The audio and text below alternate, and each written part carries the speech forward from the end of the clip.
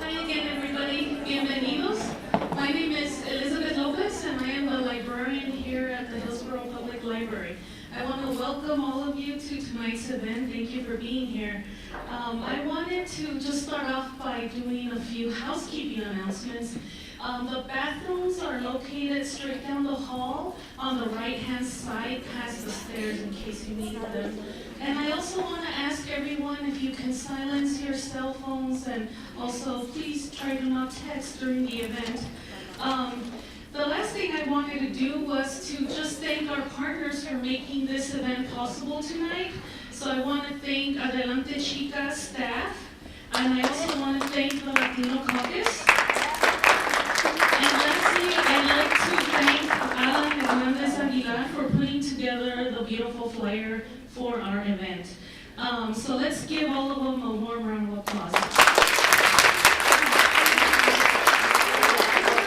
now I'm going to hand it over to Cristina Delgado with a presentation.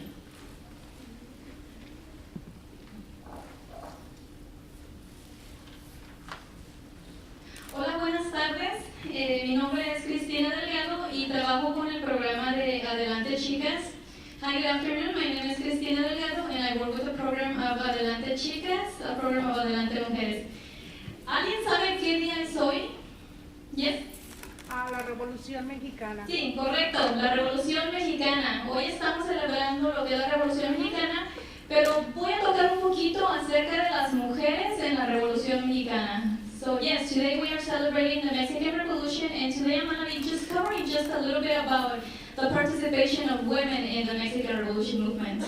And it's going to be a quick presentation, like a 4-minute presentation, and then we can move on to our panelists. Entonces, la Revolución Mexicana fue en realidad un movimiento revolucionario que tenía diferentes figuras, ¿verdad? En este caso, diferentes figuras de hombres.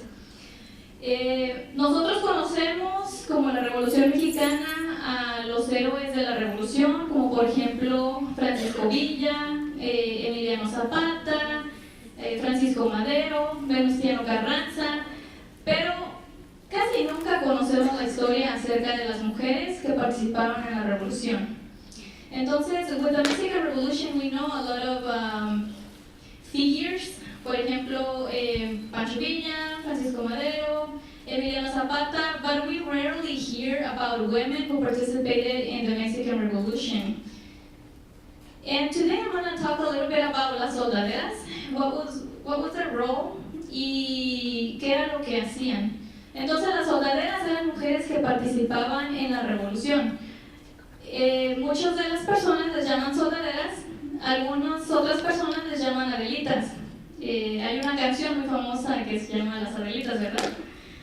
También se les conoce como las Juanas y en otras ocasiones también como las cucarachas. La verdad, esa la descartamos. Bueno, entonces, who were las soldaderas? ¿Quiénes eran realmente las soldaderas? Pues eran mujeres guerreras, so they were guerreras from the Mexican Revolution.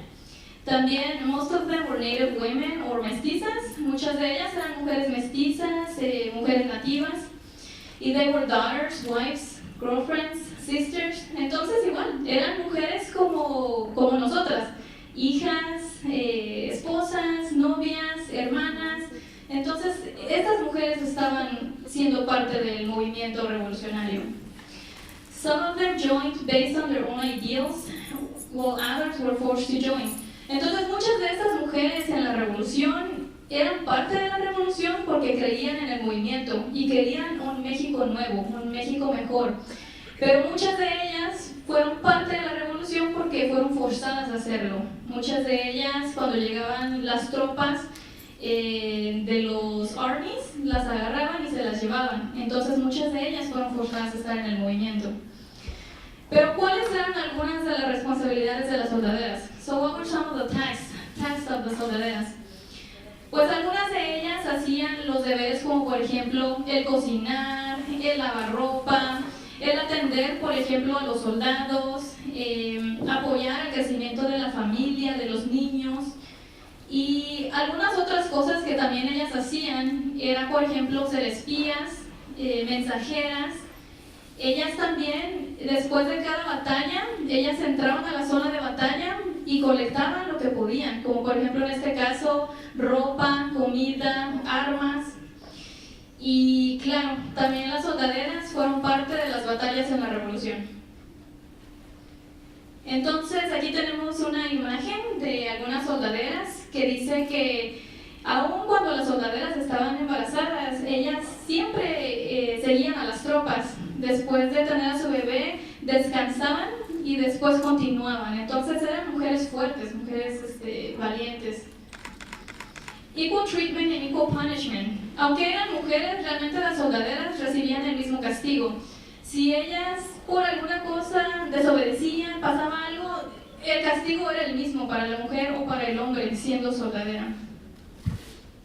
Y bueno, pues algunas historias importantes sobre soldaderas. Conocemos, por ejemplo, Petra Herrera, una mujer que realmente fue una leyenda entre las tropas. Tenemos también a Petra Ruiz, conocida como Pedro, porque ella cuando estaba en las tropas, cuando estaba en la revolución, ella se vestía como hombre para que fuera aceptada y pudiera servir dentro de las tropas. También tenemos a Carmen Parra, conocida como la coronela Anís. También tenemos a Clara de la Rocha, la comandante de guerrilla, y a la Carmen Vélez, la generala, que mandó a más de 300 hombres mientras su participación en la revolución. Pero nada más quiero tocar un poquito acerca de la historia de una de ellas. Her name is Petra Herrera. Y Petra, she joined the rebel army dressed as a male in order to serve, porque si era una mujer no le permitían servir, o le permitían servir hasta cierto punto, como por ejemplo cocinar, le permitían lavar ropa, pero no le permitían tener un cargo más grande. Entonces ella tuvo que vestirse de hombre para poder servir en las tropas. Ella mostró mucho liderazgo. She showed a lot of leadership among the troops, and she was known as Pedro Herrera. Entonces era una mujer, bueno, en ese entonces pues era un hombre, ¿verdad? Porque se vestía como hombre, que enseñaba mucho liderazgo. Entonces por eso fue reconocida como un gran soldado. Más después ella reveló su nombre y ella dijo, bueno, en realidad yo soy una mujer. Y dice la historia que sale de su cuarto y sale con las trenzas y dice, yo soy mujer y me llamo Petra y voy a seguir sirviendo en la revolución, pero con mi nombre verdadero. Entonces desde ahí ella empezó a ser una leyenda y las mujeres la seguían mucho, al igual que los caballeros también. Cuenta la historia también que Petra fue parte de la batalla contra Torreón. Tomaron a Torreón y más de 400 otras mujeres también participaron en esta batalla. Pero lo triste es de que ninguna de ellas fue reconocida. Ninguna de ellas, si vemos a lo mejor en los libros de historia, ninguna de ellas se reconoce. El único que podemos notar, pues, que Francisco Villa fue el que tomó esta ciudad, pero en realidad nunca se reconoce a estas mujeres. Entonces, ¿por qué las soldaderas no son reconocidas? Why don't we know about las soldaderas? Y bueno, pues podemos decir que muchas de las veces, en aquel entonces la historia era escribida por hombres. Incluso ahora en día, mucha de la historia que nosotros conocemos a través de nuestros libros de historia, pues es también escrita por muchos hombres. Aunque hemos avanzado mucho, por ejemplo, ahora podemos ya leer libros acerca de las soldaderas, podemos conocer historias como las de Petra, porque se han guardado algunas historias que se han escuchado a través de corridos, pero normalmente no podríamos tener esa información. Entonces, el propósito de la presentación es dar a conocer la historia de estas mujeres valientes, que aún en día todavía seguimos teniendo muchas historias de muchas mujeres que siguen en la lucha y que siguen haciendo cosas increíbles en nuestra comunidad. Como por ejemplo tenemos nuestras panelistas aquí presentes, que a lo mejor no se llaman ellas mismas soldaderas, pero que siguen ese legado de lucha y ese legado de que pueden escribir su propia historia, de que ellas van a empezar a escribir su propia historia y de que nosotros como latinas podamos ser reconocidas y que no quede nuestra historia, lo que nosotros sabemos y hemos contribuido a la sociedad, en un nada, sino que sea reconocido el trabajo que se ha hecho la mujer desde el tiempo de la revolución hasta el tiempo de hoy. Entonces con esto termino y voy a pasar el micrófono a Narsa.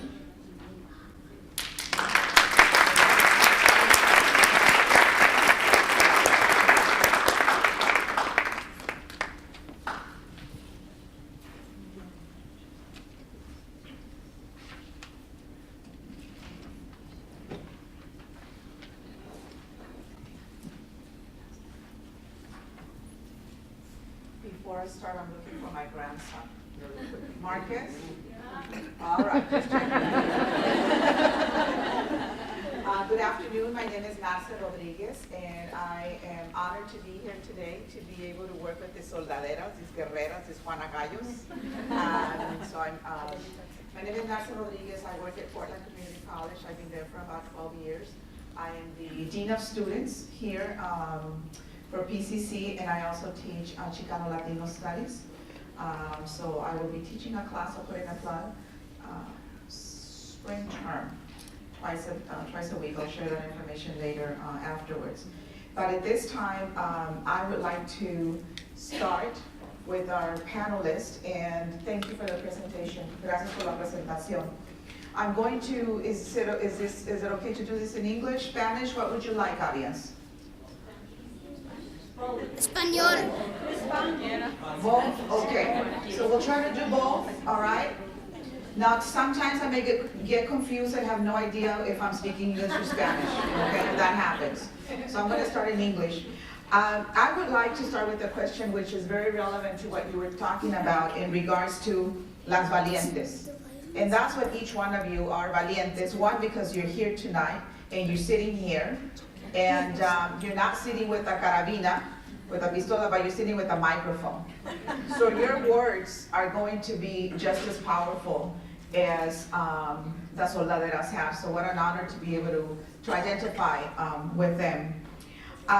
Soldaderas, adelitas, Juanagallos, I call them Juanagallos, guerreras. Some of you might have already been called that. I have been called all of these things.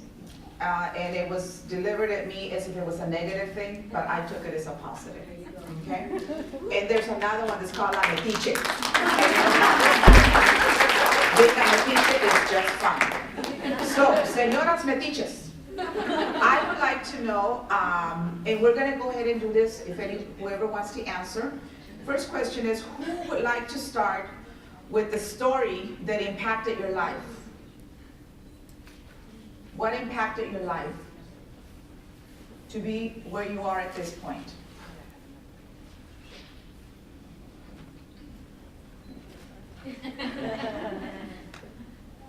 I can start. You know, when I saw that question, I couldn't really come up with one specific story because I have a lot of stories that impacted my life. And I guess if I narrow it down to a story, I would say the story of my life, the story of my family impacted my life. I was raised in Mexico, and at a very early age, I lost my mother through a divorce. I had 3 brothers and 3 sisters, and she left. I was 8 years old, and she left. I was in charge of taking care of my little brother and 3 sisters. My baby sister was 1.5 years old, so I became her mother. And so from that point on, I carried a lot of responsibility, and I carried that weight of having to always protect somebody and take care of somebody. And so from that point on, all that I could think about was, how can I improve myself?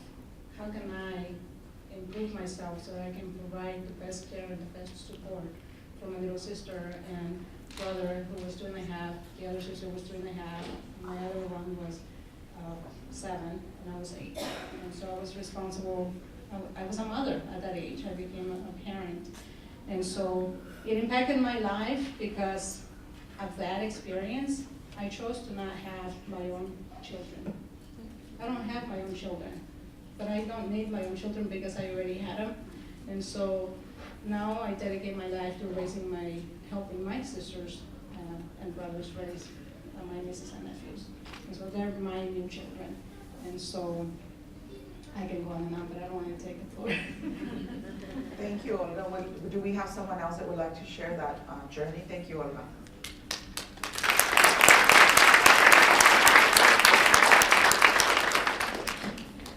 I can share a story. I actually was in a similar role with my family, but my mother was there. She just wasn't very nurturing of us. So I was the oldest girl in my family. But as a kid, I always read books. And from the youngest age, as far as I can remember, I wanted to go to college. But my parents didn't want me to go to college. They were against the idea. And I remember I lived my whole childhood like that was going to happen. I just knew I would go to college. And when I was in high school, my mom sat me down and she said, "Mija, we know you think you want to go to college, but we don't have money for that, so don't be surprised when that doesn't happen." And I was really surprised that she said that, but fortunately I didn't listen to her. And I found a way to go to college. I researched everything myself and found scholarships and applied for financial aid and went to college. And then when I got through college, I decided I wanted to go to law school. And when I told my parents I wanted to go to law school, they said, "You can't do that. You have to get married and have babies." So they were not happy with me. I did it anyway, and they didn't support it. They were against it. They tried to talk me out of it, and they never forgave me for doing it. So that's one little piece of my story that I like to tell people, because not everybody is blessed with parents who really understand how to be encouraging or understand the importance of education. And there are ways you can find support elsewhere if you don't have it in your own family. Hopefully most or all of you have it in your family, but if you don't, you're not alone. Thank you.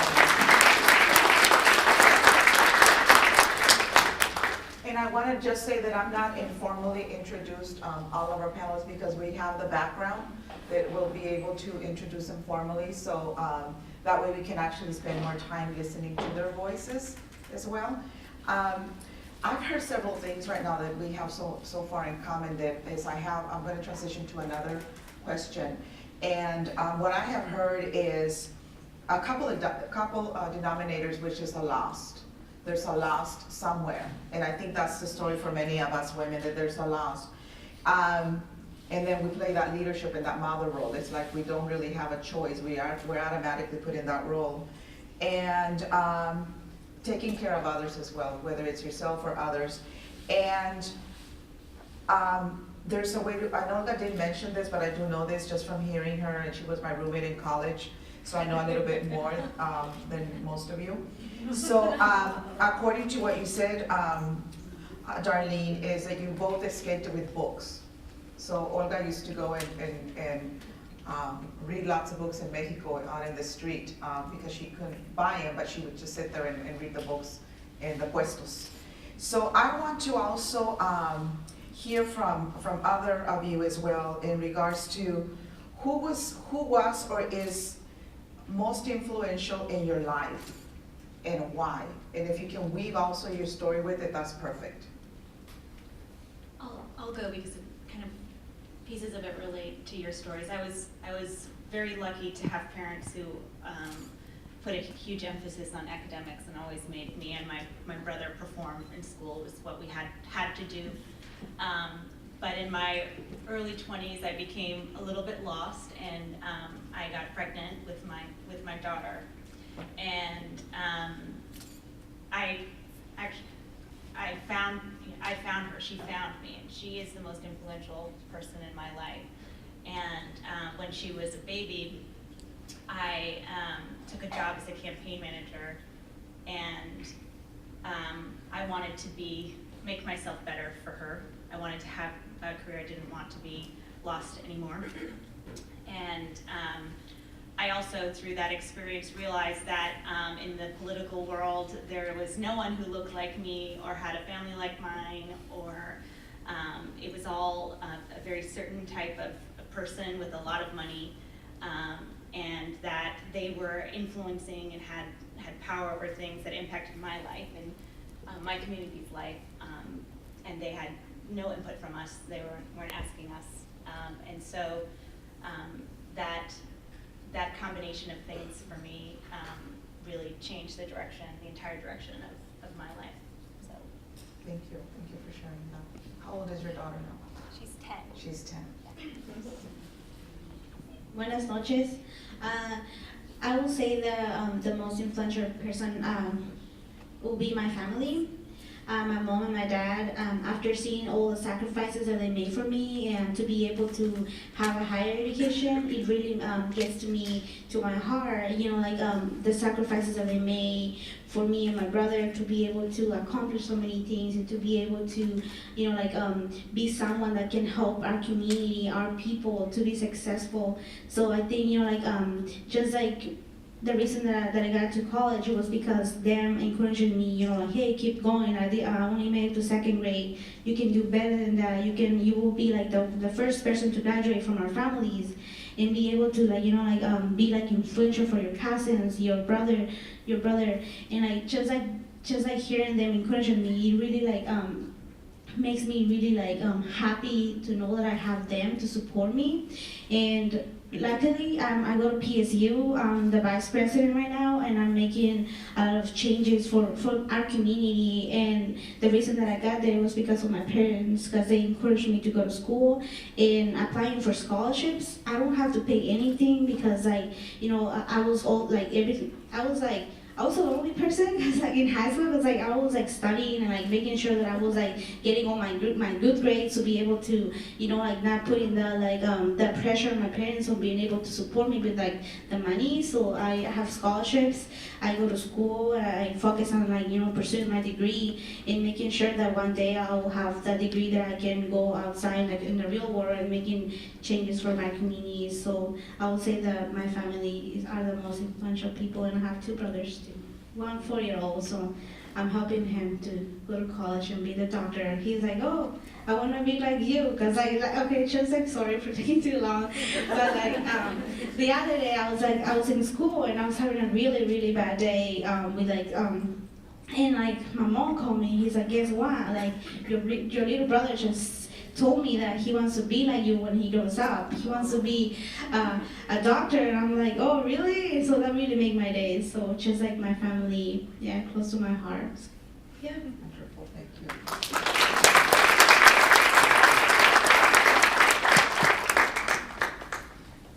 Well, voy a hablar en español para las que querían. Entonces, para mí, la persona más importante al principio fue mi mami, y ella fue una architect en Colombia, y cuando llegó a este país, desafortunadamente, este país no quería reconocer su título. Entonces, aquí, como mujer, en esos tiempos, tuvo que trabajar de lo que sea, limpiando casas y teniendo como 2, 3, 4 trabajos, y ella me mostró que aunque la gente o el país o la cultura que no quiere que subes, ella hacía todo lo que podía para subir. Me mostró que el poder adentro, puedes hacer lo que quieres. Desafortunadamente ella ya falleció, pero hoy en día yo sigo recordándome las cosas que ella me enseñó, mostrando sus acciones, que nunca se dejó y sigue adelante. Aunque la gente le decía que no, ella decía, me vas a decir que no, vas a ver, voy a mostrarte que sí puedo, y va adelante, como mujer. ¿Listo?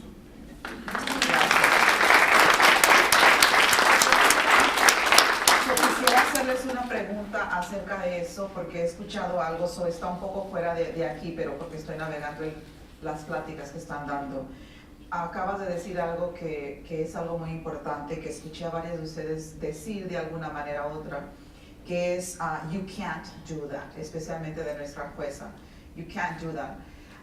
¿Cuántas veces ustedes han escuchado you can't, no pueden hacer eso, or you can't do that. ¿Y cómo le hicieron para moverse a eso? Porque a veces también uno misma lo cree que we can't do that, no lo podemos hacer porque hay barrera tras barrera por muchas cosas. So, ¿cómo es que se han también animado solas? ¿Me entienden? Sí. Porque no siempre hay 5 o 10 personas diciendo you can do it, you can do it, o lo ha visto, ¿sí o no? Sí. ¿Sí lo han tenido? Desde niñas han tenido un equipo de fútbol que les ha dicho si lo pueden. No, ok.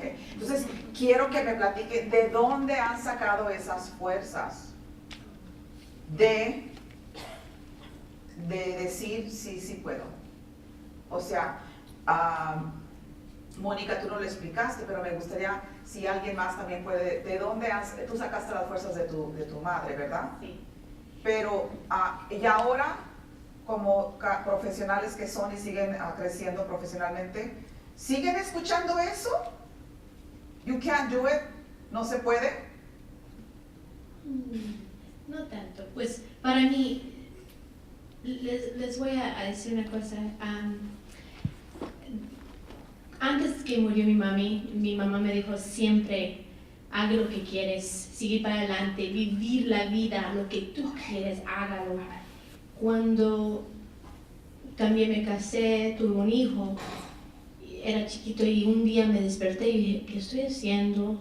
Yo necesito seguir, necesito un título, necesito algo porque en las maneras que estoy viviendo ahorita no es suficiente. Mi mamá trabaja 3, 4 trabajos. Y me dio la idea que tocaba ir al colegio, al college y tomar algo. Yo ya tenía una idea que I wanted to be in the healthcare y lo quería hacer para mi hijo, que era otra influencia para mí. Y hasta los counselors me dijo, no puedes hacer eso en ese tiempo. Yo tengo 3 años, no sé por qué en mi mente tenía 3 años que tocaba hacerlo. La fe en Dios, lo sé, adentro de mi alma, que tenía 3 años. Y la señora, que tratando de sacar un título, tanto tiempo, créditos, tanto eso.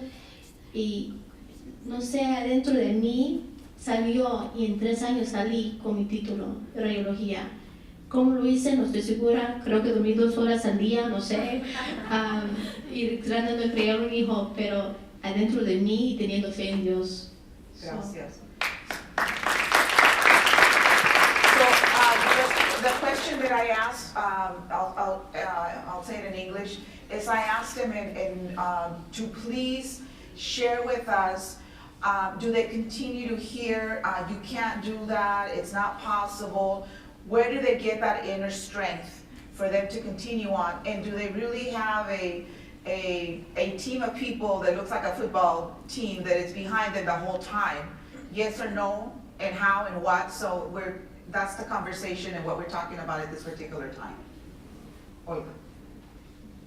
When I came to Hillsborough, I was 15 years of age and I didn't speak any English.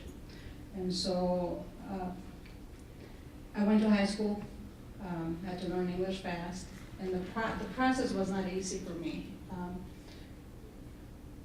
There wasn't a specific person that told me that, you can't do it. I had a lot of cheerleaders, people that supported me, teachers, administrators, counselors. But there was a bigger system that kept pushing me back, that kept telling me, you can't do it. And that had to do with the way I was treated, with the statistics that I kept seeing in terms of how my peers, my other Latino students were performing, successes they were having. I've had a lot of challenges in high school with my white peers. I was told many times, you need to go back to Mexico, you need to speak English, you're in America. Things like that. And that's a part of a bigger system that has been challenging to overcome. And so, I was lucky that my goal in life was to finish high school and get a job so I could continue to support my brothers and sisters. But my teacher and counselor, an English teacher I had that became my counselor later in high school, said, no, that's not enough for you. You can go to college. She even drove me to college that first day and dropped me off against my will. And her name is Cynthia Gillum. She moved to Portland, was a school principal there, became a district office director, assistant superintendent, and so she's someone that has influenced my life. I've had a lot of mentors in my life as an adult. Right now, what influences me to be the best and to do what I do are my nieces and nephews, because I don't want them to experience the kinds of things that I experienced. So you're soldadera fighting la lucha, ¿verdad? Por ellos.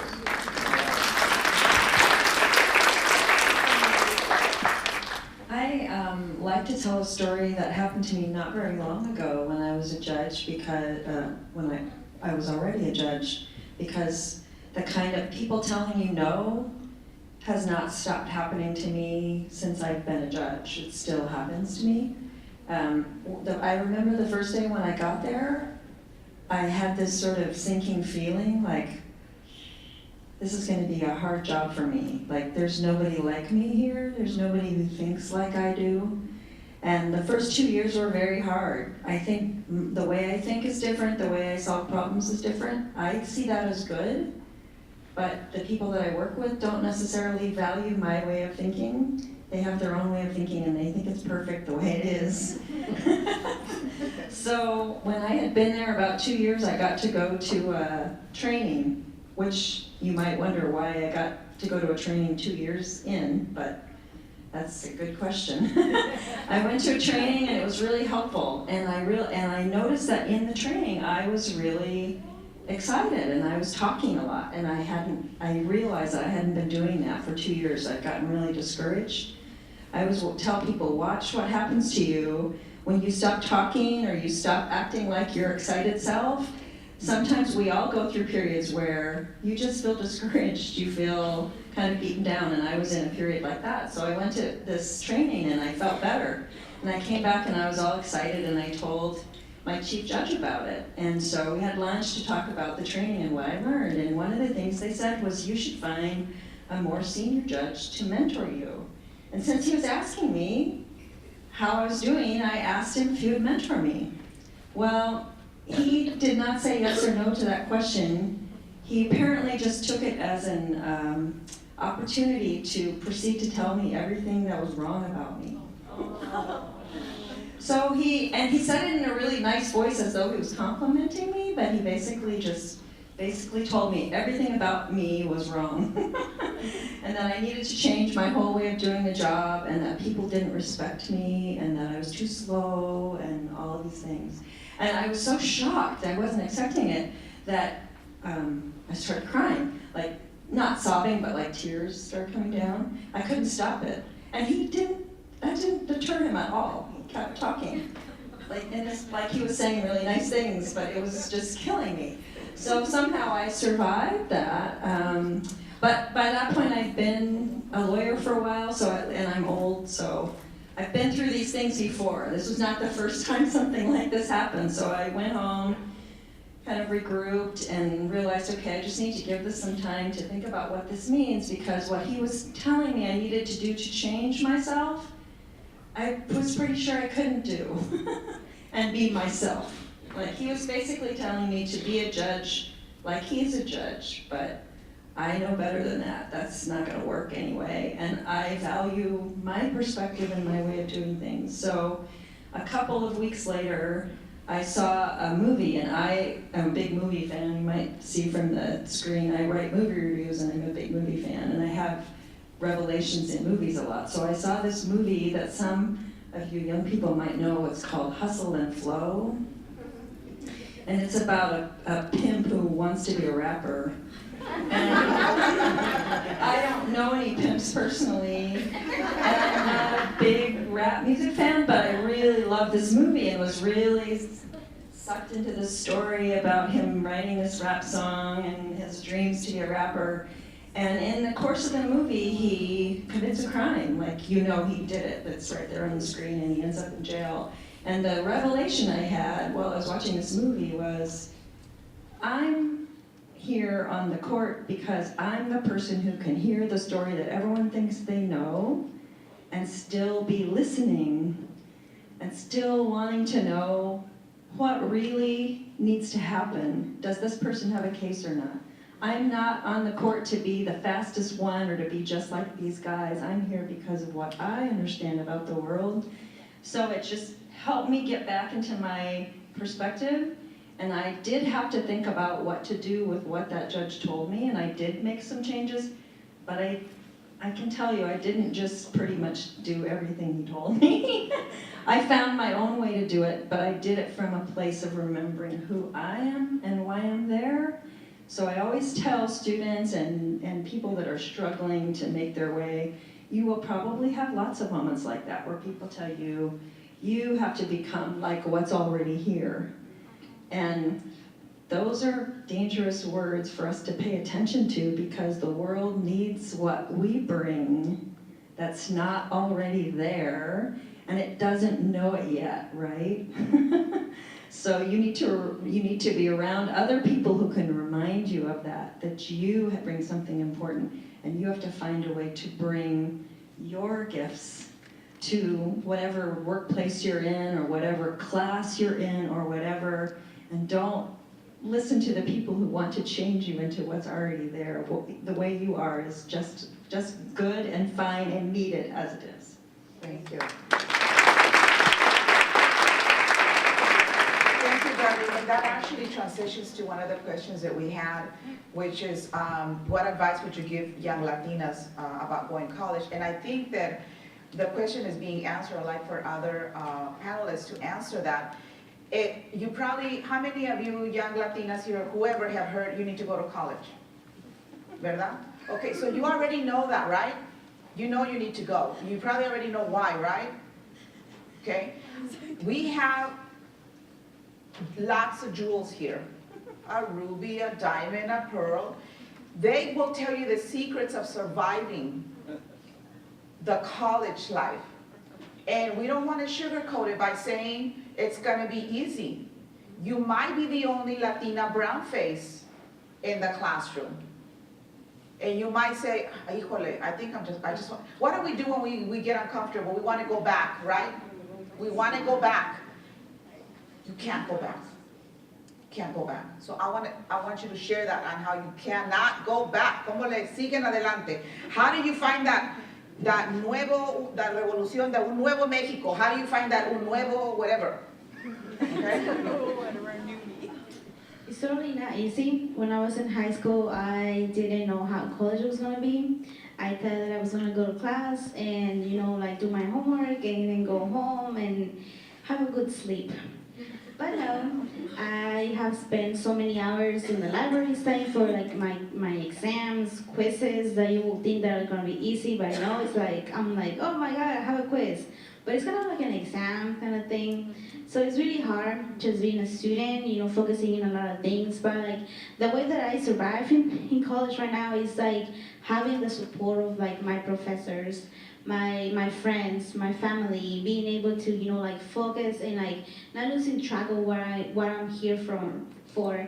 So just like, like sometimes it's hard when you go to class and all you see is like white peers. And then you're like, I'm in this class and I don't know if I'm gonna pass my class, or like there's so many questions that you go through, like this hard looks so hard, and who am I gonna study with? Like I feel so uncomfortable, like I don't feel like I can like ask questions, or I'm nervous about like how the whole term is gonna go, and like me not having like the support of like a friend who identifies like with the same experience that I have through and the things that I'm going through in college. So it's really hard, just like some of those experiences that you go through is hard, and I mean that sometimes you will not see other students of color in the same classroom as you are, and just like, just like having the support of like the people, just asking questions, being able to, like find your resources that you can go and use and utilize for you to be successful in college is like powerful. And never forget about like your main goal. Like always like remember like the reason that you're going to college.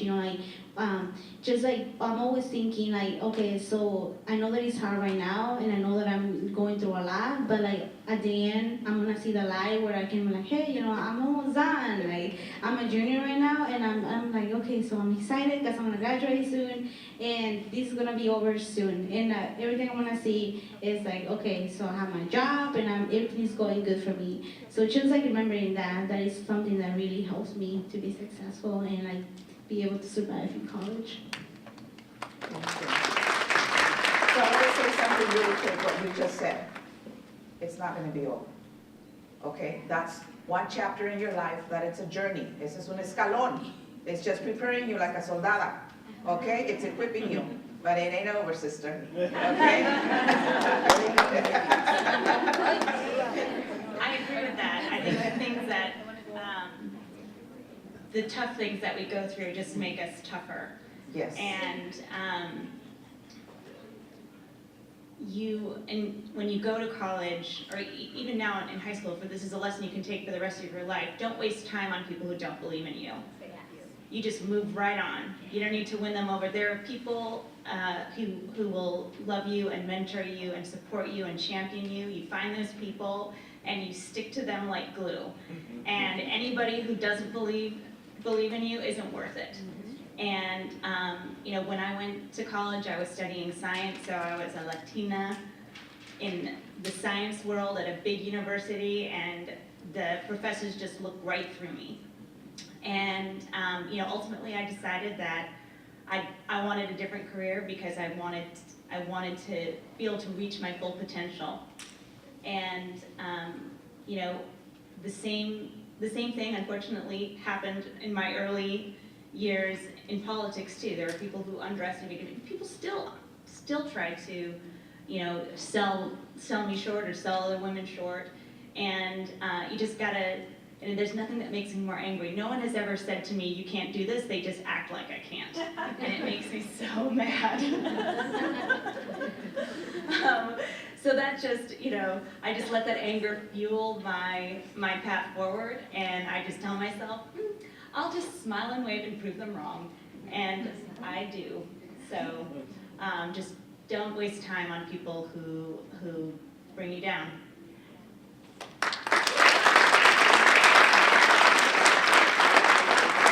And finally, I really agree with that, and I would add another bit of advice that I give people. Watch how you talk to yourself.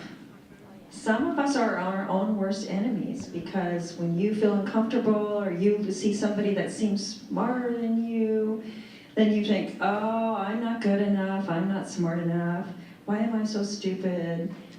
And so what I tell people is listen to the things that you're saying to yourself in your own head. And if you hear yourself saying things to yourself that you wouldn't say to somebody that you care about, don't do it. Shut that voice off and turn that voice into your nice, friendly voice that you support your friends and people who care about you. The voices in your head should be just as supportive of what Melissa just said you should stick to. You should be telling yourself, of course you're smart enough, because you are. And if you don't know how to do something, you can go find out and get somebody to help you. There is that kind of help out there, but really watch what you say to yourself in your own head. It's really important to keep it really positive. Thank you. One of the things that I want to share, for example, is that we don't, how many of you had seen the PowerPoint that we saw this evening in regards to las soldaderas? Some of you, okay, not a lot, right? I had this sort of revelation as that was being shown, and I couldn't help it but to, because I do the same thing with the movies, and I drive my whole family crazy. Nobody wants to go to the movies with me. Maybe we should go to the movies. So, because then I want to talk about it for like days. So when I saw that, and that was just a PowerPoint, and my brain was going crazy, is I thought, wow, wouldn't it have been powerful if the soldaderas, I thought of Mulan, because Mulan also had to dress as a boy to be able to go to war. And I thought, wouldn't it have been, we don't have the Disney Mulan, right? But we can continue sharing that story. And even though it's a Disney movie, but it's still empowered. I have a daughter that's 27 years old. That movie she loves because she thought it was the greatest thing that, you know, she didn't have to be the princesa, you know, that she could be this guerrera. So, you know, each one of you muchachos and people in the audience, you know, think of that as well. You know, think about analyzing, thinking critically, asking questions is really, really important. I want to ask, how am I doing in time? We're good about We're good, 10, okay. 15 more minutes. So I want to talk about, or have you all talk about, what are the important things to prepare or know before college starts? We've talked about some of the things that the growing and the developing are the things that you're going to experience. What are some of the things that have been positive in learning during your time in, at the college, at the university? So if you can talk about that. Yo puedo empezar. La comunidad latina es una comunidad que está bien unida a su familia, ¿verdad? Cuando yo entré a la universidad, en realidad no estaba preparada, académicamente quizás, pero emocionalmente no estaba. Yo pasaba los fines de semana en casa, en Hillsborough, en vez de en la universidad. Y ese fue el error más grande que cometí, porque pude haber avanzado más rápido, pude haber sacado las mejores calificaciones, pero you know, one thing to remember is it's going to be hard. Leaving your family is hard. For me, it was hard because I was the mother, I was the parent. I was leaving my younger sister at 15, and leaving her was painful. I couldn't bear doing that, and so that kept bringing me back. Until I was able to find a way to get others in the family to support her and to help with that. Pero fue algo con lo que sufrí. Y lloraba en las noches durante la semana en la universidad. Me quería regresar, pero no me di por vencida. So, un consejo que yo les daría es, nunca se den por vencidos, porque tienen una meta y hay que seguirla, ¿verdad? A cuestas de todo. Pero por supuesto siempre buscando apoyo, siempre buscando ayuda. Entonces cuando me gradué de la universidad y que regresé a terminar mi maestría, yo ya estaba mejor preparada, ya sabía, ¿verdad?, lo que quería. Pero fue cuando salí de la high school que ingresé a la universidad que fue la etapa más difícil de mi vida. Entonces, como ustedes se pueden preparar, es empezar ya a analizar what stays and what goes. How can I take care of what I'm leaving behind so that I can have a peace of mind and take care of my stuff? Because someday I'm going to come back and make a difference. Thank you.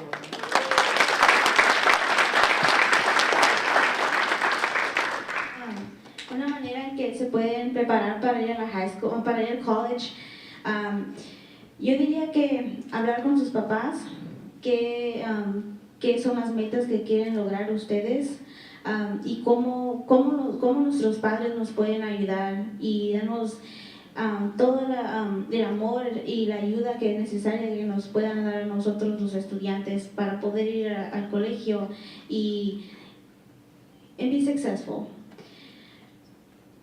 Cuando yo hablé con mis padres de ir al colegio, fue difícil porque ellos nada más fueron al segundo grado de primaria. Yo no tuve la ayuda necesaria para saber a qué universidad vas a ir o cuáles becas vas a escoger. No tuve la ayuda que yo hubiera querido y yo lo entiendo. Yo sé que mis padres pasaron por muchas cosas y ellos no tuvieron la ayuda necesaria porque tenían que apoyar a sus padres y a sus hermanos. Entonces hablar con sus padres, porque el amor y la ayuda que ellos les pueden ofrecer es lo más importante, es lo que necesitas para que te enfoques, para que te den las ganas que necesitas de ir a la universidad y de decir yo sí puedo. Y entonces, si tú tienes eso, tú puedes preguntarles a tus maestros, a tu consejera, maestra, consejera, estoy pasando por esto, no sé cómo empezar. Yo así, y eso es lo que me pasó a mí. Yo no sabía, yo quería ir a la universidad, quería ser doctora, quería hacer algo por mi comunidad, pero no sabía por dónde empezar. Entonces yo le dije a mi consejera, a mi maestra, yo no sé. Y era el último mes, I was a senior, y yo todavía no empezaba por mis becas, todavía no sabía qué universidad iba a ir, no sabía nada. Entonces ella me dijo, ok, ven durante el lunch y yo te voy a ayudar. Entonces yo empecé a aplicar por todas las becas que encontré. A la universidad, a una era el colegio de Manhood Community College y la otra era PSU. So I was like, okay, I want to be applying for these scholarships in these two places that I'm planning to go to school. And it was hard because I didn't have any other choices. Like I didn't have any other choices. Like I didn't know like what was best, because even though I went to high school here, I didn't really went through all the resources and like making sure that I was aware of what was out there for me as a Latina, as a first generation student. And so I was excited, and having the support from my counselors and my teacher played a big role, because I was able to apply the last week when scholarships were due. I was sitting at night, midnight, it was like 1, 2 o'clock in the morning, and I'm writing these essays, making sure that I was able to apply for these scholarships, because it was like, I only have like 5 scholarships on my table, and I'm applying for it. And my mom comes to me and she's like, what are you doing? I'm like, I'm writing scholarships, yeah, because these are the ones that my counselor told me to apply for. And she's like, okay, I'll bring you some coffee so you can be awake. And I'm like, thank you, Mom. So that's how I applied for scholarships. I was able to apply for scholarships and able to apply for PSU. I got my scholarship. I got a full ride to PSU, and thank you. And I didn't know if I was accepted to PSU, but I did get the full ride. So I'm like, okay. And I was like, okay, so I still haven't had my acceptance letter for PSU. And then 2 or 3 weeks after I got my acceptance, I got my scholarship, and then I got like 3 or more scholarships. So I was pretty happy. And but the thing that helped me was like the support and like me asking questions and like looking for those resources that are out there. Making sure that I was to raise my voice, because if you don't ask, if you don't talk to people, they don't know what you need. They don't know the things that you go through. They don't know if you have that support, or they don't know if you have like the resources, if your parents really got like a higher education to be able to be supporting you in that process in your senior year, when is the most important part of your life, because that is when you're deciding what school are you gonna choose. So just like, talk to people and making sure that you're talking to your sisters, to your friends, and making sure that they know that there are resources for them so they can go and have a higher education. So I think that just having that support is great. Wonderful, thank you.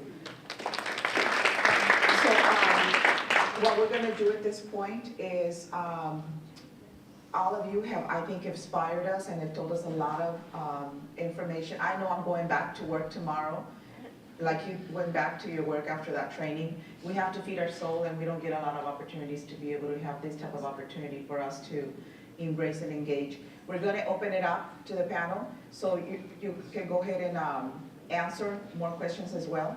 Did you want to say something really quick? Yeah, I just want to ask some of you girls, do you know what you want to do?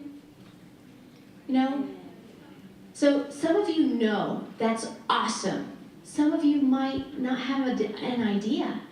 You know, sometimes like some people like, for example, when I first wanted to do x-ray, when I went to the program, they go, do you even know what it's all about?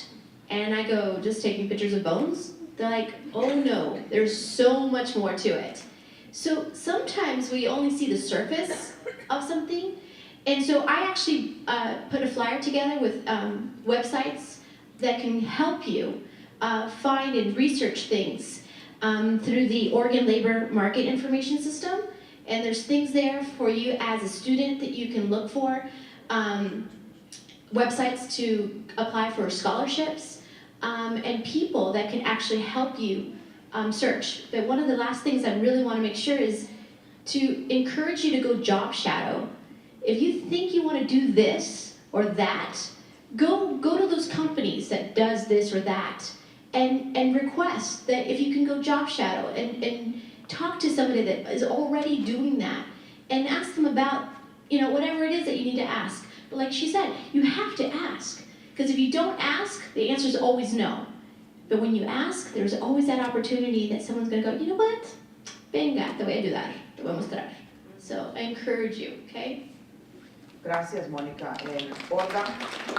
Rapidito. A las chicas de high school, de edad de high school, yo fui su directora de high school por muchos años y uno de los problemas más grandes que tenía yo era ver latinos, niños, jóvenes latinos con buenas calificaciones, con potencial, que estaba terminando el año de su senior year y aún no habían solicitado para FAFSA, no habían solicitado para becas y empezaban el proceso. Y luego no tenían el servicio comunitario, no tenían la experiencia. So that's where I want to get to. Service, community service. Start now. Start now if you haven't. Yesenia, me aseguro que, casi estoy segura que para que hubiese recibido esa beca, tuvo que haber demostrado todas las horas de servicio comunitario que hizo. Y no solamente con un lugar, con varios. Busquen oportunidades, hay muchas oportunidades de hacer servicio comunitario. Es lo que yo les exijo a mis sobrinos desde los que están en tercer año de primaria, quinto año, que empiecen ya. Porque todas esas experiencias las pueden poner en sus resúmenes y eso es lo que les va a ayudar más sus calificaciones, porque eso importa también. Les va a ayudar a conseguir esas becas que van a poder pagar por sus estudios. Nuestros padres, la mayoría de ellos no van a poder pagar por nuestros estudios, ¿verdad? O por sus estudios. Estas becas, hay mucho dinero ahí, hay mucho dinero, pero si usted no tiene ese servicio comunitario y esas calificaciones, es difícil conseguirlo. Muchas gracias.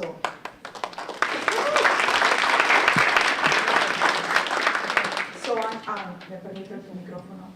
So I'm visto que you have seen that we have a lot of resources here also with all of our panelists, which is a wonderful, I wish I would have had this when I was younger. I didn't. It was a lo loco, you know, just not really knowing. I felt like La India Maria, I had no idea where I was going. But there I was, you know, just figuring it out. So it can happen. So at this point, we're going to open it up for questions. El foro está abierto para que hagan sus preguntas. Si pueden levantar la mano y se les llevará el micrófono. Si pueden decir su nombre, por favor. Hi, I'm Adriana Cañas. My question is for Olga. I don't know if you mentioned that she's a city council member as well. And I just want you to relate your experience as an administrator, a principal, and how it relates to your role politically, and what caused you to get involved in politics. Because I think a lot of us Latinos here, we get involved, but we're afraid to take that risk, and you did it. So I think, you know, you'd like to share that with the group. Thank you. I'm in my second year of being in city council. Just finished my first year of my second term. What encouraged me, what motivated me to be on council was the oppression that I kept seeing over time. I've been in Hillsborough for 30 years, and I just had not seen a lot of change. I had made a decision to become an educator, to make a difference, to impact the lives of younger generations and Latino students specifically. But there was something else that was missing in me, and that was the impact that I was not making in my community. And so I started participating, doing community service. I started as a volunteer with the Vision 2020, Vision of Hillsborough. I was on, various committees. I was the chair of a Latino Outreach Advisory Committee, a group of city folks and Latino leaders that got together and did outreach out to the community.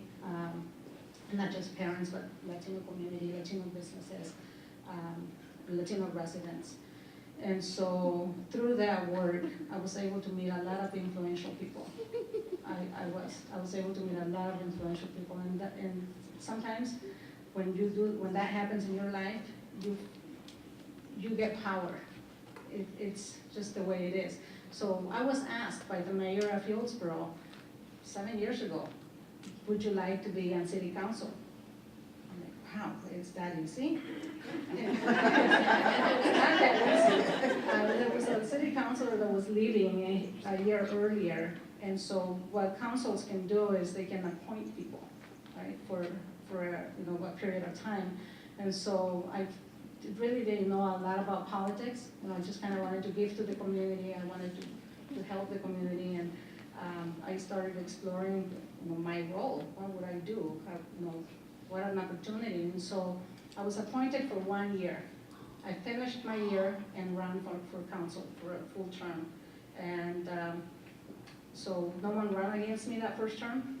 So I had it for sure, and I was excited. The first year was challenging. I had to read a lot. That's what you do. On the days off, you have these handbooks, manuals that you have to read, and so I learned a lot in the 4 years that I was there, but not enough to consider myself an expert, and so I ran again, and here I am. As an educator, I became a teacher. I have a master's degree in special education, was a special education teacher. I was also a Spanish language teacher at Century High School for 5-6 years. Teaching Spanish for me was like piece of cake. I mastered the language. I was a linguistics major, and so I was a native speaker. I was born and raised in Mexico, and literature was my life, and I read all my life, and so I was a teacher teaching Spanish. I'm thinking, man, what an easy job. I need to do something else with my life. So I went back and went into administration.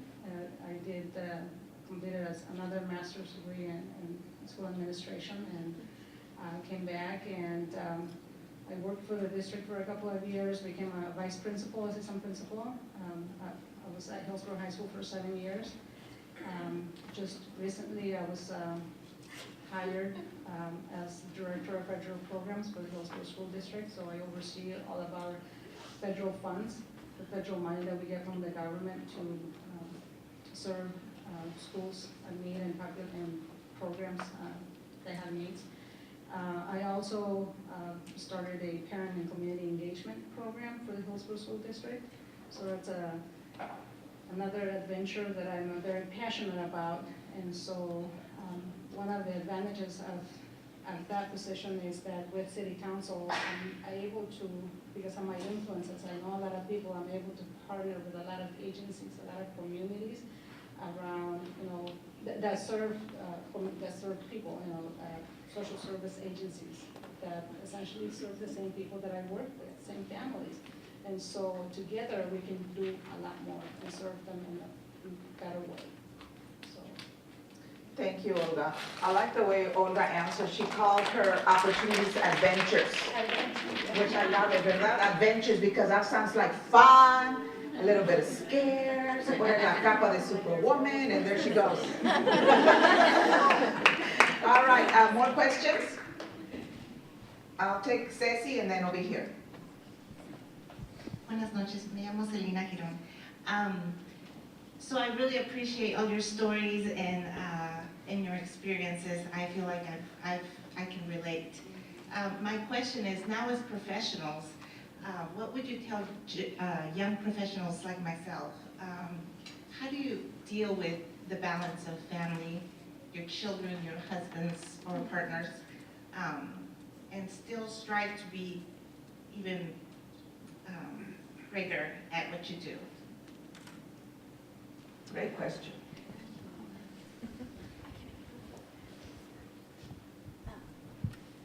So my job was busy before, and then when I became chair 3 months ago, it just exploded exponentially. And I have a 4-year-old and a 10-year-old. And what I learned actually on campaigns, which were like, 80-hour weeks with a baby, was that you have to choose your battles. And I've become adept at prioritizing and letting some things go. Like my car, it's a sty. It's very dirty inside and out. There are crumbs under the seat. And I'm okay with it because instead of cleaning up my car at night, I'm reading books to my babies. And I'm talking to my 10-year-old about, what happened to her at school. And when they go to bed, I'm talking to my husband. And whatever your messy car is, or maybe, I also have a messy closet, and the lawn's a little bit long, whatever those things are, you don't have to be perfect at everything. You just have to pick a couple things, the important things, and do your best. And we have to be kind to ourselves because we want to be perfect and we want to be, the best at everything, and that's unattainable, and it's not worth it. We'll get more joy out of the things that we do when we just pick the right things. So.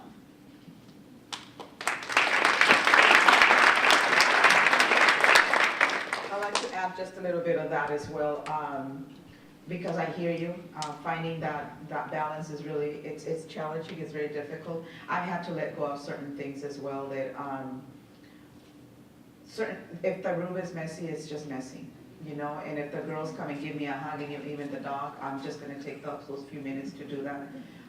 As I was coming over here, because it doesn't slow down, your children are going to grow, and they're still going to need you, because then you're going to be a grandma and a tia, so it's not going to slow down. So if you might get in your mind like, well, I'll just kind of wait till the kids get older, and then I'll get involved with city council or whatever, it's not going to stop. I'll use the example on my way here. My older daughter, who's 26 years old, is taking a post-bac class because she wants to get into grad school. She's a single mom. And I told her, I'm going to take Mijo with me, which is my grandson, but he really needs to, se tiene que portar bien, and this is the first time that I bring him to an event like this. And so she went ahead and sat down with him and said, I did this every day with mom because I was a single mom as well, for days after days and days. So it can be done, we can engage our children, and I see over here, mi amiga Dara Lisa, she brought her daughter. So bring your children, engage the children as much as you can. Bring coloring books, comida, feed them something, and they'll be fine. Because they are listening, they really are. Okay? That's true, my mom brought me everywhere. So we have a question in the front. Micrófono. Okay.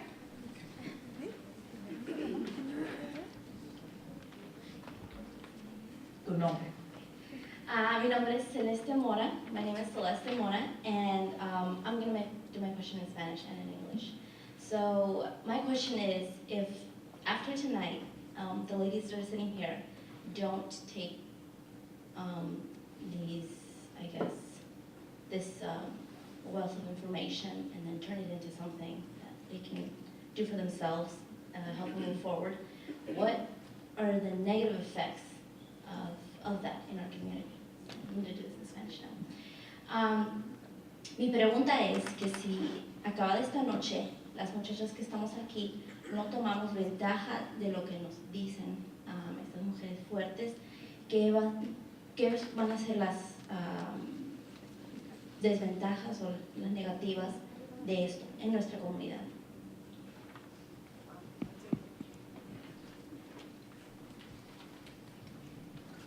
Who would like to answer? Tough question, huh? Good question, great question. Como educadora, cada día yo pienso en el aprovechamiento académico de los latinos.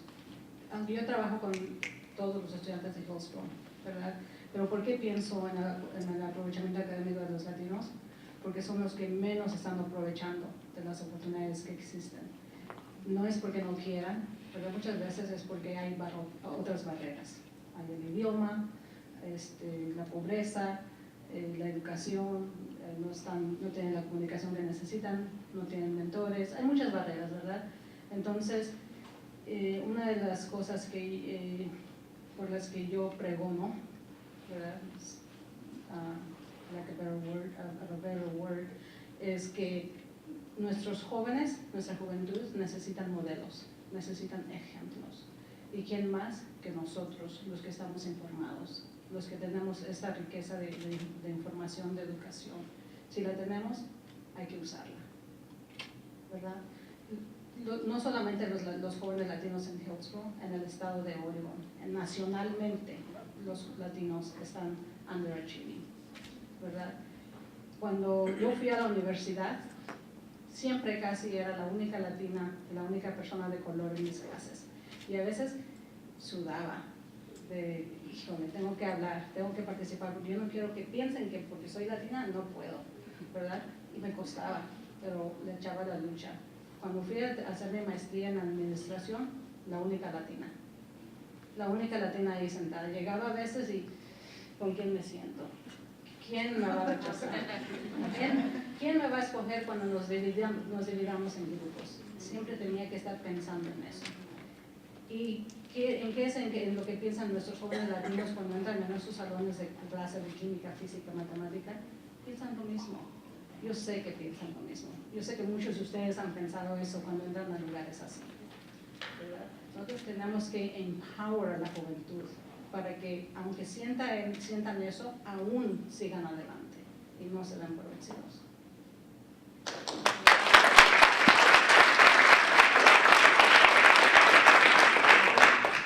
I'd just like to add to that. I believe that even if no one does anything right now, I think we've made an impact. I think sometimes we need to listen to things 1,000 times. And maybe this is 999. So the next time you hear it, that might be the moment. And so every single moment that we do this, it's not going in vain. Because we know, I mean, we're here, we did it, and we know that you will also do it. It might take 1,000 times, but that's okay.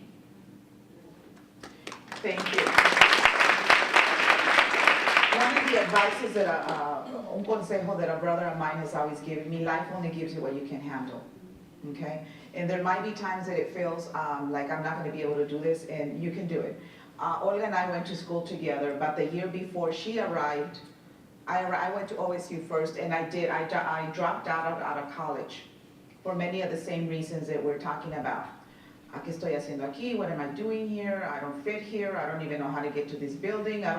It was like a brand new language, a term, a transcript, major, minor, gym, and I was still learning English. So I was like, I feel like I just arrived in another country, you know, like another circle. And right, so another planet. So I did go back home, and I went back to the same, you know, to answer your question, I went back to the same, which was to work in the child care in the fields.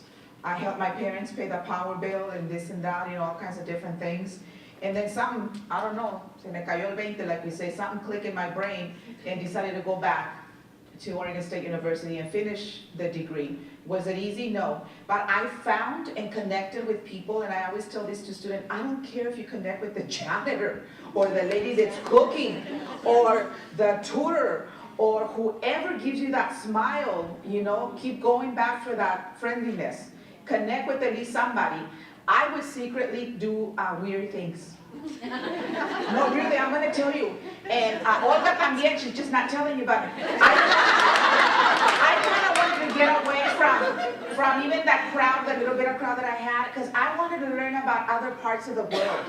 But I thought they're going to think I'm kind of weird because I want to know about Scandinavia and the Norwegians. And so I started taking ballroom dancing. you know, like doing all these little dances, and just weird things. And it's okay to step outside of your circle to do that, you know? Because a veces we want to stay with our own cultura, and that's okay. But step out of the circle. Step out of the circle. We're not gonna die. I guarantee you, it's not gonna happen. You know? So take that extra step. Okay? More questions? Yes.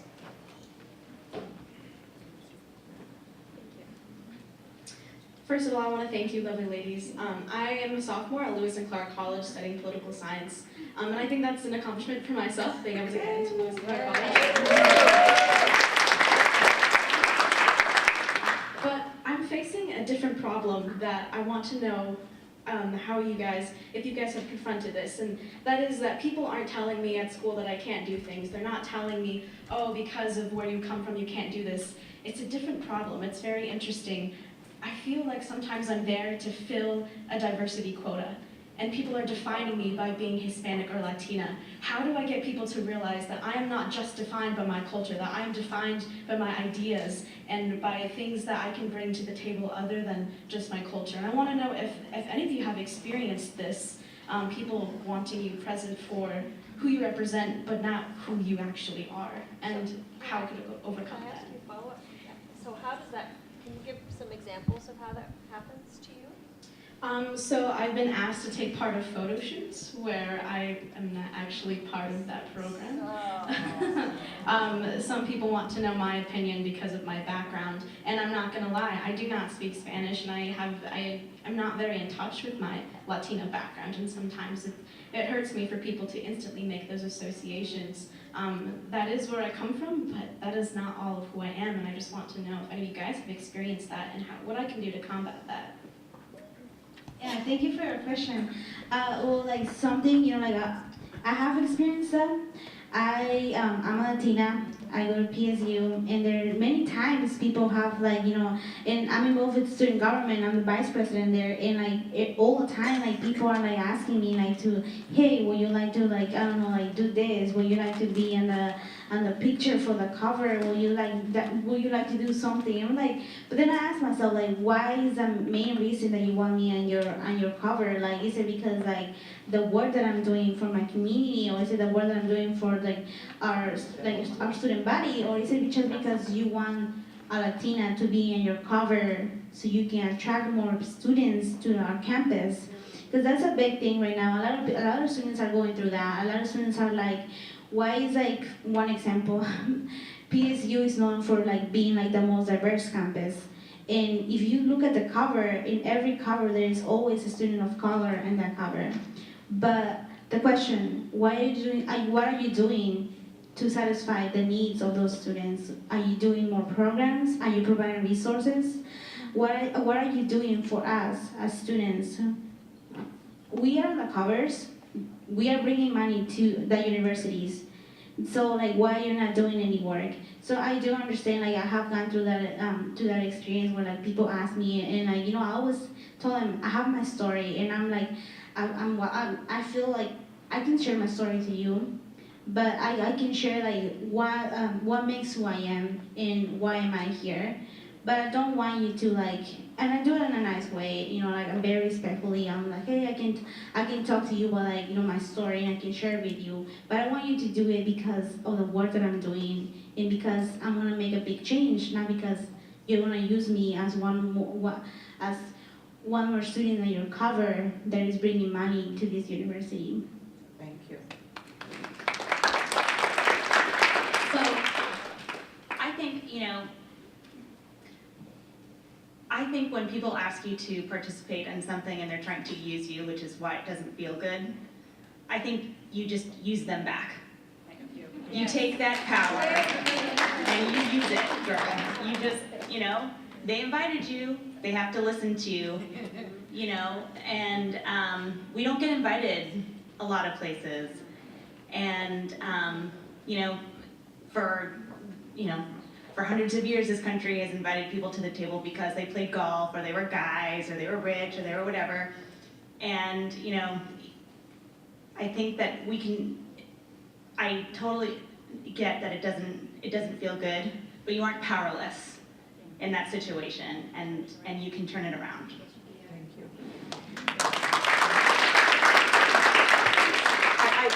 I think, we don't have time for one more question. What I'm gonna recommend is, I'm saying yes? One more? Okay, so one more. But I'd like to answer just really quickly also is, I agree with what everyone is saying. One important thing too is to recognize that the college that is Lewis and Clark, right? So there isn't a lot of diversity in itself. It's a public institution, and even though it is a private institution, there's probably a lot of lack of cultural competency. So I would recommend that you find some allies, and those allies could be via other resource centers that might be on campus. Another thing that you could possibly do too, and this would take a lot of courage and you have to be ready for it, is that when you are asked this, you can go ahead, as she said, turn the tables and say, I think that's a really good idea, whatever it might be. How about if we get together and brainstorm about this, because I can't speak for all Latinos or all. I get it practically every day.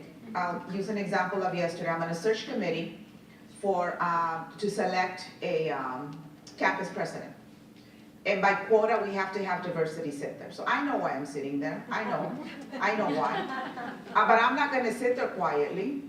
I'm not gonna sit there and just be the brown face they want. I'm going to really prepare myself to ask really deep questions, okay? You're not just gonna take a picture and get my signature. But there are times that you will be tired. So that ally is really important. So we had a candidate that came forward, and of course, we may sound very rare, yet a person of color that comes through to such big, and a person sitting next to me, I just went, Jesus Christ, do I have to say, do I have to speak up for the only person of color that's on this committee? The candidate, and I'm like, geez, it would be nice if someone would say something. Why does it always have to be me? And she's like, I'll do it. I said, then do it. So then she did it. But I had to encourage her, so she was my ally. Okay, so you have to find allies to be able to do that. It's really, really important. So we're going to take one more question, and then we're going to break down. Nos vamos a ir a comer empanadas y champurrados y churros y toda la cosa. Okay. So, Thank you. My name is Silvia Rivero. I'm coming from Portland, so I missed a good part of this incredible gathering. I see that there's a lot of energy here and a lot of great minds as well. My question is going to be a little bit selfish, but I think it's of good information for these young and bright Latinas that we have here.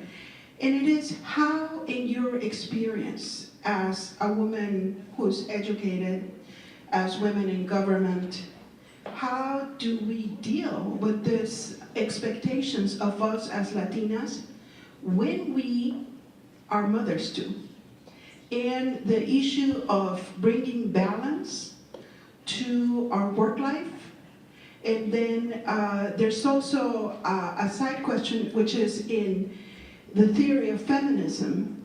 There's always the idea that we have to take on what contemporary mainstream feminists have done, which is to not have children at all, but maybe Latinas want a different idea where there is everything in it, where there's success, professional success, advancement in children and family and stable relationships. So, thank you. So actually, that question was answered already, Yvonne. Okay. Pero I think that it would be good to maybe just take a few minutes to answer the particular question about the tail end of it, which is the feminism of it, because the question was already asked by Selena previously, so she can give you the answers if you want to connect with her. So, any questions about the feminism? The feminista? Have any of you studied the feministas? Okay, I have. Actually, part of my women's studies, and that could be maybe another conference, another panel, we can just talk about the theory of feminista. So in a nutshell, if I can just quickly answer, there's very few books about Chicana, Latina, feminista, Gloria Anzaldúa. one of our heroes who I actually met at Lewis and Clark when I was a young muchacha like you, and had an opportunity to be able to hear her out. And other women of color, Maya Angelou and Audre Lorde, etc. There's very few books about the feminista. And a lot of us, as I did my master's in women's studies with an issue of race, class, and gender and the feminista, the Chicana feminista, there's a lot of misconceptions that to be a feminist, you must be this and that. Right. And it's not. We get to define our own reality what a feminista is. So that's a really big question that, si quieres, hablamos con Champurrado. Okay.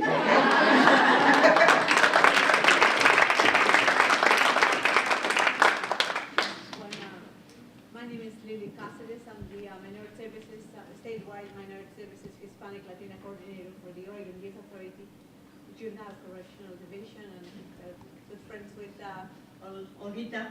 And I am so impressed, and I read about you, Commissioner Chair. Wow, it's unbelievable. It fills me with so much pride to see so many successful Latinas. I have 3 daughters, and unfortunately in the area where we live, where they were raised, in Lake Oswego, we're not in the wealthy area, but close to I-5. No judgment, Bridgeport Village exit. But yeah, my oldest daughter, Kelly, suffered quite a bit because she was the only dark-skinned person. She's darker than me and looks more Middle Eastern than me. And so I came here at an old age. I'm from the dinosaur age. And so without speaking a word of English, I do work. I was with DMV for about 13 years, from frontline employee all the way to principal safety manager B. I didn't do it by myself. Many wonderful people helped me. Without their help, their push, their encouragement, I would have not gotten where I did, the little I did. And then I transferred to the Juvenile Correctional Division, because when I saw the announcement, I thought, how wonderful. I'm working for an agency where you get to meet people from all over the world, which is DMV. Como la casa del jabonero, el que no cae resbala, right? Now it's changing after September 11th. But then I thought, my goodness, our jails are filling up with our Latino people. And so, 2 things. One, your advice to this old person. I think sometimes the limitations that we have in our lives are the ones that we create for ourselves. Like in my case, I think because of my heavy and awful accent and my super imperfect English, I try to learn something every day, something else, but it's never going to be perfect. What would be your advice not to feel so fearful to continue to move up or to do better because you don't speak the language perfectly? And that's one. And the other one is the most important thing. I am the liaison. Our office belongs to the director's office, and I think Judge Ortega has been one of our speakers at one of the governor's summits, if I don't recall wrong. Very proud of you too, of all of you. And so we have the Oak Creek Youth Correctional Facility, all-female Youth Correctional Facility in Albany. We have, of course, more Latina girls than any other minority girls. And I would love to bring a panel, because I'm the liaison with them, for them to see, because pretty much every single one of them never had a person like you, and most of them didn't have even a father figure. And so it would be so inspirational, maybe as a guest speaker, maybe we can have a meeting with them, con comida, maybe I'm from Peru, so maybe I can make comida peruana. But very, very proud of you, and wow, I would love for my oldest daughter to meet you all. And she's a bit shy because of what she went through during her high school years, and my other 2 girls did better. They said, I think, why should I let people step all over me? Kelly, allow them, I'm not gonna. allow them. So the youngest two, they all have their master's degree, and one is working for Vogue right now, and the other one is working for Manchester United Soccer Club. But my Kelly is my chicle. She's always close to me, and she's working with our kids. She has a master's degree in counseling and psychology, fully bilingual, fully and bicultural, and she's helping our Latino kids, especially the families, but youth in general, because we need to do something to save. Our jails are way too full of our Latino youth, and I would love to invite you one day, whenever you have time, to the Oak Creek facility or McLaren or Hillcrest. And believe me, the kids never, ever misbehave when we bring somebody. It's like bringing a little piece of the outside world into their unique world of close custody that many times is forgotten unless you know somebody there or you work there. Thank you so much for your passion, and thank you for the work that you're doing with our youth. And you asked us a lot of really good questions, and I think what we're going to do is I would invite you to socialize, and one thing that I do want to say to you, do never ever apologize for your accent. It's beautiful. Okay, and your English is perfect. So at this point, we have a lot of questions. We've been empowered, and we're hungry for this type of thing, right? I'm hungry for empanadas right now. I'm going to go ahead and give it to Ms. Cecilia here.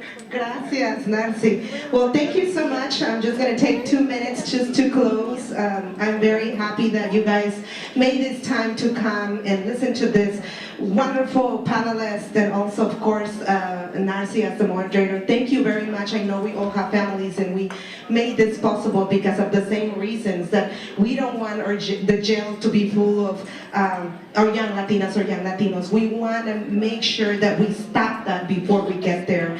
And your support, and you as the models and the people that could support and help us are here. And this is a perfect setting and environment where you can share and hopefully have the chance to meet our young Latinas here that are con hambre de mucho. Entonces, gracias por su tiempo, gracias por su dedicación, por su pasión, muchísimas gracias. Y esto no hubiera sido posible, o no pudiese haber sido posible sin ustedes, sin el trabajo de Elizabeth López de aquí de la biblioteca, sin el trabajo que hace con también el trabajo que se hace con la organización Adelante Mujeres, el staff de Adelante Chicas. Muchas gracias. Y esto es por ustedes.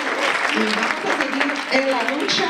Este es el principio de muchos que vienen. Así es que vamos a estar conectados. Gracias.